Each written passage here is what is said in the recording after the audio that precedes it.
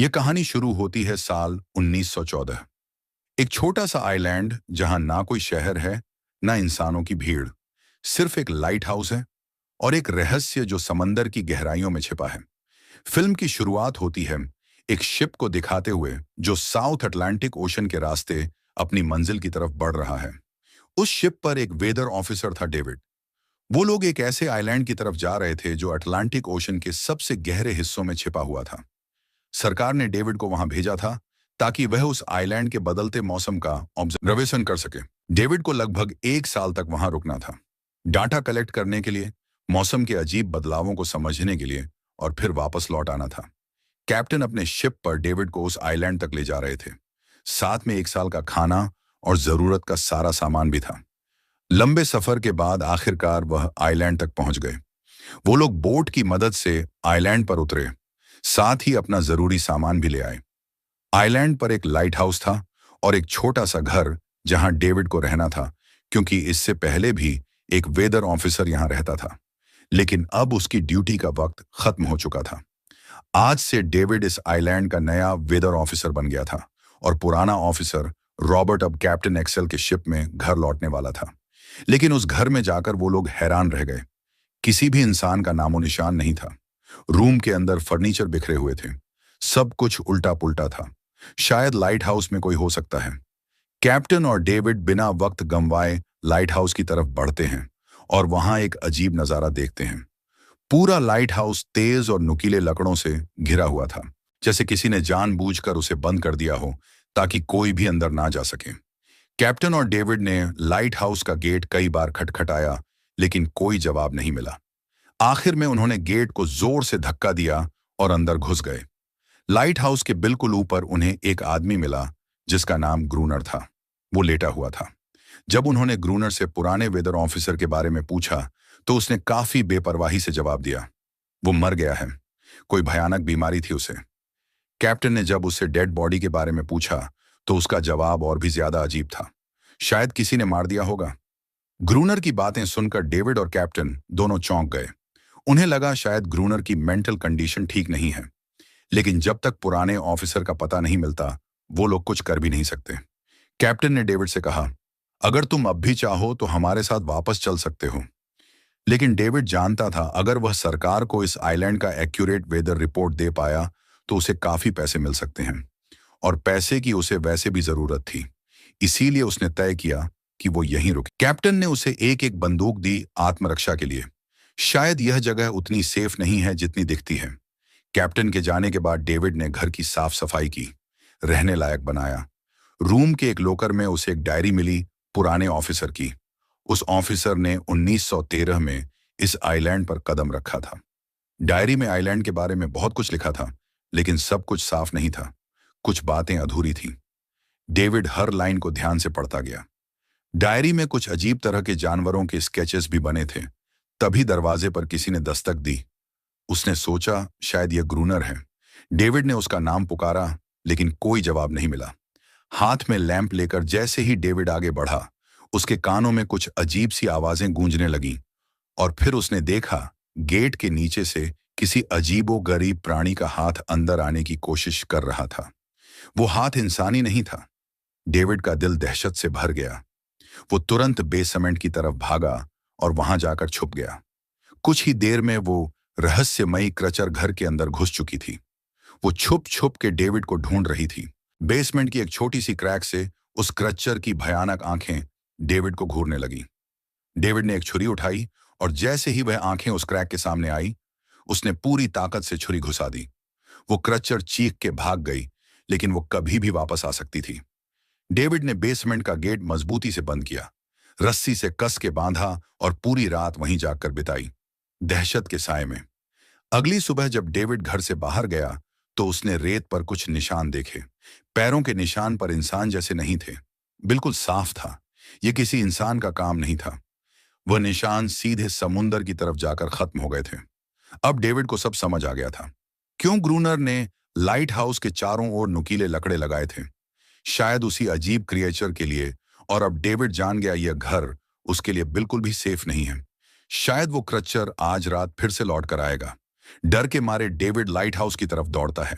ग्रूनर को चिल्लाकर कहता है, गेट खोलो, मुझे अंदर आना है। लेकिन ग्रूनर उसे अंदर नहीं आने देता और कहता है, तुझे तो उस शिप के साथ लौट जाना चाहिए था। डेविड निराश होकर वापस लौटता है, लेकिन अब उसे अपना घर सुरक्षित बनाना होगा। उसने घर की हर एक खिड़की को लकड़ी से बंद कर दिया, हर तरफ नुकीले लकड़ों से घेरा बनाया और गेट के बाहर पुराने कागज और किताबें रखी। फिर उन पर तेल छिड़क दिया ताकि अगर वह क्रचर वापस आए तो उसे आग से डरा के भगाया जा सके। लेकिन एक बात थी जो डेविड अब तक नहीं जानता था, और यह बात उसे आज रात पता चलने वाली थी। किस्मत से उसे घर के अंदर एक पुराना बॉक्स मिला। उस बॉक्स में एक गन थी और बहुत सारी गोलियां। यह देखकर उसे थोड़ी हिम्मत मिली, लेकिन डर अब भी जिंदा था। जैसे जैसे सूरज ढलने लगा, रात का अंधेरा हर तरफ छा गया। डेविड गन हाथ में लिए घर के एक कोने में चुपचाप बैठा था। उसकी सांसें तेज थीं। तभी एक अजीब आवाज सुनाई दी, और जब डेविड ने खिड़की की तरफ कदम बढ़ाया तो जैसे उसके पैरों के नीचे से जमीन ही खिसक गई। सिर्फ एक नहीं, पानी में से कई सारी वही अजीबोगरीब क्रिएचर्स उठती हुई नजर आई, और सब उसके घर की तरफ बढ़ रही थी। कुछ ही देर में वह गेट को तोड़ने की कोशिश करने लगे। डेविड ने तुरंत गोलियां चलानी शुरू की। कुछ क्रिएचर्स गिर गए, लेकिन बाकी और भी ज्यादा हिंसक हो गए। वो अब घर के अंदर घुसने की कोशिश कर रहे थे। जैसे जैसे उनकी तादाद बढ़ने लगी, डेविड ने बिना वक्त गवाए गेट के बाहर रखे कागजों और पुरानी किताबों को आग लगा दी। आग देखकर वह क्रिएचर्स डर के मारे वापस समुंदर में लौट गए। लेकिन अब वही आग डेविड के घर तक पहुंच चुकी थी। घर में आग लग चुकी थी, और क्योंकि पूरा घर लकड़ी का बना था, आग बिजली की तरह फैल गई। डेविड ने तुरंत एक चादर में लपेटकर खुद को बचाया, गेट तोड़कर बाहर निकला और लाइट हाउस के पास एक बड़े पत्थर के पीछे छुप गया। उसका दायां हाथ बुरी तरह जल चुका था। किस्मत से उसी वक्त बारिश शुरू हो गई। आग धीरे धीरे बुझने लगी, लेकिन पूरी रात की बारिश के बाद भी सुबह तक डेविड अपना घर नहीं बचा पाया। पूरा घर जलकर लगभग राख हो चुका था। अब अगर डेविड को जिंदा रहना है तो उसे लाइट हाउस में पनाह लेनी होगी। उसने अपनी राइफल उठाई और लाइट हाउस के पास के पत्थरों के बीच छुप गया। जब ग्रूनर पानी भरने के लिए लाइट हाउस से बाहर निकला तो डेविड उसके पीछे पीछे चल दिया। इरादा था उसे गन पॉइंट पर ले जाकर लाइट हाउस के अंदर घुसने का। लेकिन अचानक जब डेविड ने उस पर गन तानी, तभी एक अजीब सा क्रिएचर जो ग्रूनर के पास ही था उस पर हमला कर दिया।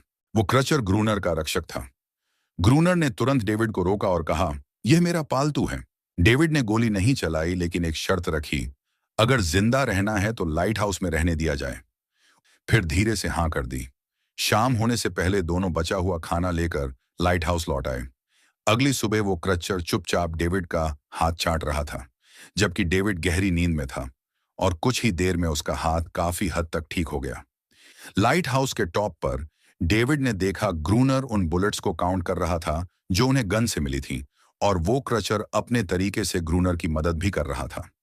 इसका मतलब यह था कि यह जानवर वायलेंट नहीं है।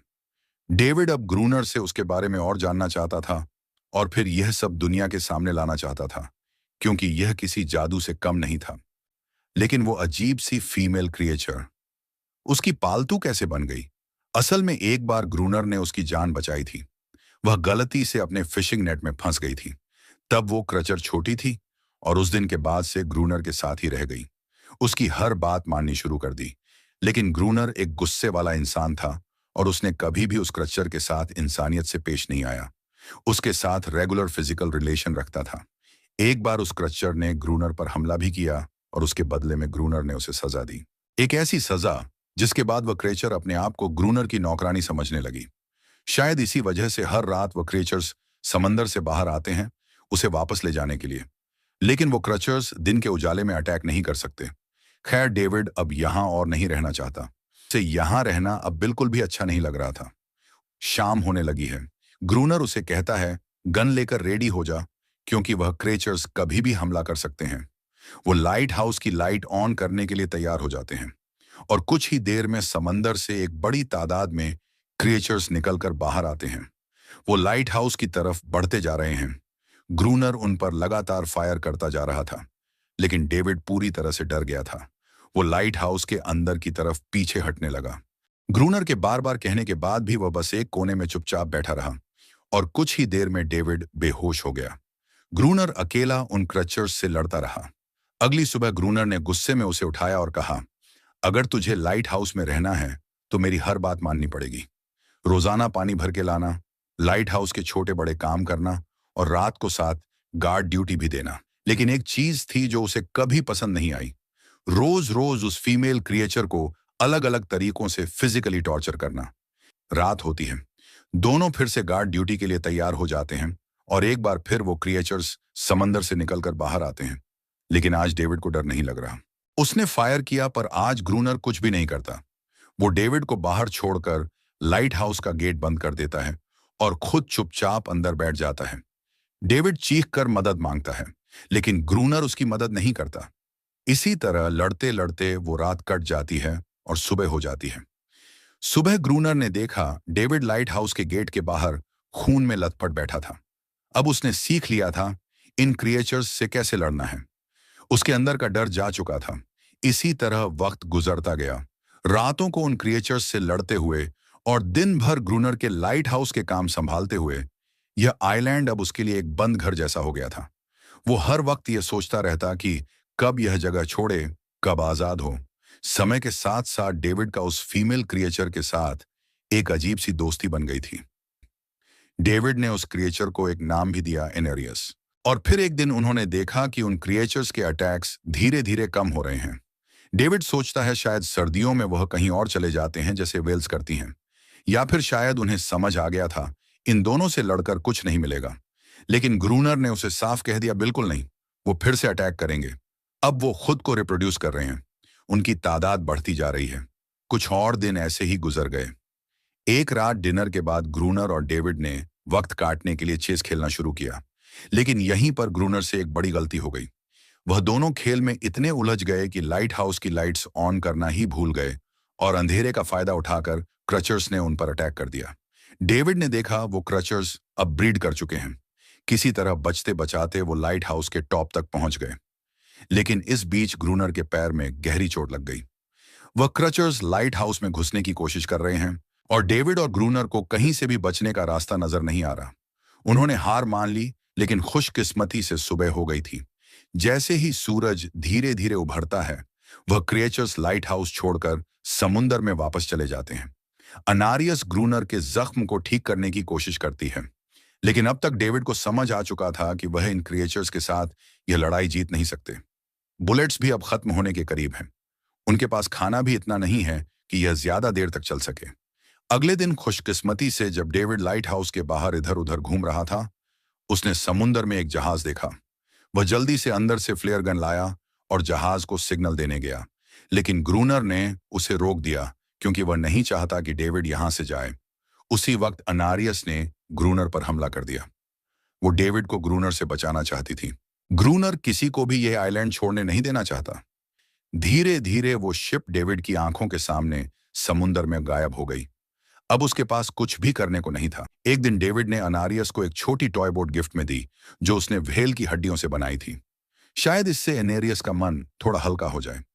लेकिन जब एनायस ने उस बोट को देखा तो वह डेविड को आइलैंड के एक ऐसे कोने में ले गई जहां वाकई एक असली बोट रखी थी।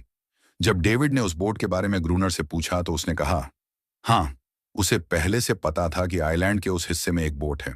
कुछ महीने पहले एक आर्म्स स्मगलिंग शिप जो बहुत सारा गोला बारूद ले जा रही थी, समुंदर में आई तूफान की वजह से इसी आइलैंड के पास डूब गई थी। कुछ लोग इस आइलैंड तक बोट के थ्रू जिंदा पहुंच गए थे, लेकिन सुबह होने से पहले उनमें से कोई भी जिंदा नहीं बचा। सभी उस क्रिएचर का शिकार बन गए। ये सब सुनते ही डेविड के दिमाग में एक प्लान आया। उनके पास एक डाइविंग सूट जैसा कुछ था। अगर उनमें से कोई उस सूट को पहनकर समुंदर के उस हिस्से में डाइव करें तो हो सकता है उन्हें कोई बुलेट्स या डायनामाइट मिल जाए जिससे उन मॉन्स्टर से लड़ना आसान हो जाए। लेकिन ग्रूनर ने इस बात से सीधा मना कर दिया। कुछ और दिन इसी तरह गुजर गए। डेविड और अनारियस के बीच एक गहरा कनेक्शन बनने लगा। डेविड उसे पसंद करने लगा था। यह सब ग्रूनर ने चुपके से देख लिया और उसी वक्त पहली बार उसके मन में यह ख्याल आया शायद उसे डेविड की मदद करनी चाहिए। लेकिन ग्रूनर का असली इरादा कुछ और ही था। वह चाहता था कि डेविड उसकी मदद से समुंदर के नीचे रखे, डायनामाइट के बॉक्सेस वापस सरफेस तक ले आए और उसके बाद उसे वहीं समुंदर में अकेला छोड़ दे ताकि वो क्रिएचर्स उसे मार दें। इस तरह डायनामाइट भी उसके पास आ जाएगा और अनेरियस फिर से उसकी गुलाम बनकर रह जाएगी। दोनों उस जगह पहुंच गए। डेविड ने डाइविंग सूट पहना और समुंदर के नीचे उतर गया। शिप पूरी तरह तबाह हो चुकी थी, लेकिन किस्मत अच्छी थी। उन्हें कुछ डायनामाइट के बॉक्सेस मिल गए। तभी अचानक सामने आ गए वो क्रिएचर। डेविड घबरा गया और गिर पड़ा। आयरन डाइविंग सूट इतना भारी था कि वो हिल भी नहीं पा रहा था। वो ग्रूनर को ऊपर सिग्नल भी नहीं भेज पाया। ग्रूनर को लगा कि शायद वो क्रिएचर्स डेविड को मार चुके हैं, लेकिन असल में वहां सिर्फ दो छोटे बच्चे थे। डेविड ने पानी के नीचे प्रेशर बनाया और अपना डाइविंग सूट वहीं छोड़ दिया। वह सरफेस तक खुद तैर कर आ गया। उन्हें वहां कुछ पुरानी बॉक्सेस मिले जिनमें डायनामाइट थे। उन्होंने लाइट हाउस के आसपास 2 लेयर्स में डायनामाइट बिछा दिया ताकि जब अगला हमला हो तो वह मॉन्स्टर्स को एक ही बार में खत्म कर सकें। कुछ महीने बीत गए और बर्फ गिरने लगी, लेकिन एक बार फिर वो क्रिएचर्स गायब हो गए। अटैक बंद हो चुके थे। अब उनका मेन काम था लाइट हाउस चलाना और हमेशा की तरह पहरा देना। ग्रूनर का सब्र अब टूट चुका था। शायद एनेरियस ने उन मॉन्स्टर्स को डायनामाइट वाले प्लान के बारे में बता दिया था, इसीलिए अब वह अटैक नहीं कर रहे थे। ग्रूनर गुस्से से पागल हो गया और एनेरियस को पीटना शुरू कर दिया, लेकिन डेविड ने उसे रोक लिया। आखिर में दोनों ने मिलकर एक नया प्लान बनाया, लाइट हाउस का मेन गेट खुला छोड़ने का, ताकि जैसे ही वह क्रचर्स पास आए डायनामाइट से उड़ा दिए जाए। कुछ ही देर में वो क्रचर्स समुंदर से बाहर निकलने लगे। वो सीधे मेन गेट की तरफ बढ़े और अंदर घुसते ही डेविड पर हमला कर दिया। डेविड भी हिम्मत दिखाता है और उन मॉन्स्टर्स से टकराता है। जैसे ही वह क्रिएचर्स लाइट हाउस के पास पहुंचते हैं, ग्रूनर डायनामाइट का लीवर दबा देता है, लेकिन ब्लास्ट नहीं होता। डेविड ने उसका कनेक्शन खोल दिया था। वो उसे दोबारा जोड़ना भूल गया था। डेविड तुरंत ऊपर भागता है और डायनामाइट का वायर जोड़ना शुरू करता है। तब तक वह क्रचर्स लाइट हाउस पर चढ़ने की कोशिश कर रहे होते हैं, जिन्हें सिर्फ ग्रूनर रोकने की कोशिश कर रहा होता है, अकेला। जैसे ही कनेक्शन पूरा होता है, डेविड पहला लेयर उड़ा देता है। कई क्रिएचर्स ब्लास्ट में खत्म हो जाते हैं, लेकिन अभी भी काफी मॉन्स्टर्स लाइट हाउस पर हमला करने के लिए रेडी होते हैं। इस वजह से ग्रूनर दूसरा लेयर भी ब्लास्ट कर देता है। दोनों इस भयानक धमाके में बेहोश हो जाते हैं। अगली सुबह जब दोनों होश में आए, एनोरियस वहां नहीं थी। मरे हुए क्रिएचर्स चारों तरफ बिखरे पड़े थे। ग्रूनर उन सबको मार रहा था जो जिंदा थे, लेकिन जख्मी। तभी डेविड की नजर उनमें से एक के गले में लटके एक नेकलेस पर पड़ती है और उस मोमेंट पर डेविड को अपनी सबसे बड़ी गलती का एहसास होता है। जिन क्रिएचर्स को वह अब तक वायलेंट समझते आए थे, वह भी इंसानों की तरह ही थे। सिर्फ बोल नहीं सकते थे। शायद उनका लाइट हाउस पर हमला करना किसी वजह से था, लेकिन ग्रूनर के लिए यह सब बेकार बातें थीं। डेविड को अब तक नहीं पता था कि उन्होंने कितना बड़ा नुकसान कर दिया था। अगले दिन डेविड ने समुंदर में उन क्रिएचर्स के कुछ छोटे छोटे बच्चों को देखा, वो सब जिन्होंने अपने परिवार खो दिए थे। डेविड ने पत्थरों का एक गोल सर्कल बनाया और उसके बीच में वो छोटी टॉय बोट रख दी ताकि एनारियस वापस लौट आए। लेकिन कितना भी इंतजार किया, एनारियस कभी वापस नहीं आई। एक सुबह डेविड ने देखा ग्रूनर बेहोश पड़ा था। उसके आसपास कुछ पुरानी चीजें रखी थी। उनमें एक पुरानी तस्वीर भी थी, और जैसे ही डेविड ने उस तस्वीर को देखा, वो हैरान रह गया। वो लड़की जिसका फोटो उसने पहले दिन ग्रूनर की डायरी में देखा था, वो कोई और नहीं, उसकी पत्नी थी। उसका असली नाम रॉबर्ट था, लेकिन उसने अपना नाम बदल लिया था क्योंकि अब वह कभी यह आइलैंड छोड़ना नहीं चाहता था। अगले दिन शाम को जब डेविड समुंदर के किनारे गया, उसने देखा कि उस सर्कल में रखी छोटी बोट अब वहां नहीं थी, लेकिन उसी जगह पर उसने एक क्रच्चर का छोटा सा बच्चा देखा जिसके हाथों में वह बोट थी। डेविड ने अपनी टॉर्च उस सर्कल के बीच में फेंक दी ताकि वह दिखाए कि उसका इरादा लड़ने का नहीं है। कुछ ही देर बाद समुंदर की लहरों से अनारियस निकलती है और उसके पीछे पूरा क्रिएचर्स का ग्रुप भी समुंदर से उभर आता है। लेकिन इस बार कोई भी डेविड पर अटैक नहीं करता, क्योंकि वह भी अब शांति चाहते हैं।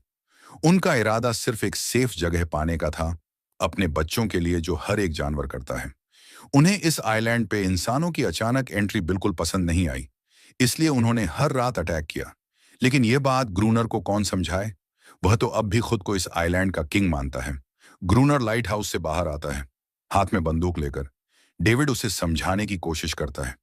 ये क्रिएचर्स लड़ना नहीं चाहते, ये शांति चाहते हैं। लेकिन ग्रूनर किसी की नहीं सुनता। वो अनारियस को चीख कर कहता है, अंदर चली जाओ। लेकिन यह पहली बार था जब अनारियस ने उसकी बात नहीं मानी। ग्रूनर अंदर से कमजोर महसूस करने लगता है, क्योंकि अब कोई भी उसका हुक्म नहीं मान रहा था। गुस्से में उसने लाइट हाउस की तरफ कदम बढ़ाए। डेविड को लगा शायद ग्रूनर को अब समझ आ गया होगा कि हर एक जानवर आजादी चाहता है, कोई भी किसी का गुलाम बनकर नहीं जीना चाहता। लेकिन ग्रूनर समझदार इंसान नहीं था। जैसे ही वह लाइट हाउस पहुंचा, उसने सिग्नल गन से एक फ्लेयर छोड़ी, जो सीधा जाकर एक छोटे क्रचर के बच्चे से टकरा गई। उस बच्चे की तुरंत मौत हो गई। सभी क्रचर्स डर के मारे भाग गए और अनारियस ने भी डेविड पर से अपना पूरा भरोसा खो दिया। गुस्से से पागल डेविड तुरंत लाइट हाउस की तरफ भागता है और ग्रूनर से टकरा जाता है। उसे लड़ने लगता है। क्यों किया तूने ये सब? ये लोग तो बस शांति चाहते थे। लेकिन ग्रूनर इतना वायलेंट हो चुका था कि उसने डेविड को मारने का फैसला कर लिया। हाथ में एक्स लेकर जैसे ही वह डेविड पर वार करने जा रहा था, डेविड ने उसे उसके असली नाम से पुकारा। रॉबर्ट। यह सुनकर ग्रूनर एकदम रुक गया। असल में रॉबर्ट ऐसा इंसान कभी था ही नहीं। इस आइलैंड पर आने के बाद उसकी मेंटल स्टेट लगभग टूट चुकी थी और अब ग्रूनर को अपनी गलती का एहसास हो चुका था। इसलिए उसने खुद को उन क्रिएचर्स के सामने सरेंडर कर दिया और कुछ ही पलों में उन्होंने उसे मार दिया। डेविड लाइट हाउस के अंदर खुद को लॉक कर लेता है। वक्त ऐसे ही बीतता चला जाता है और 1 साल बाद आइलैंड पर एक गवर्नमेंट ऑफिसर आता है। साथ में एक नया वेदर ऑफिसर भी होता है।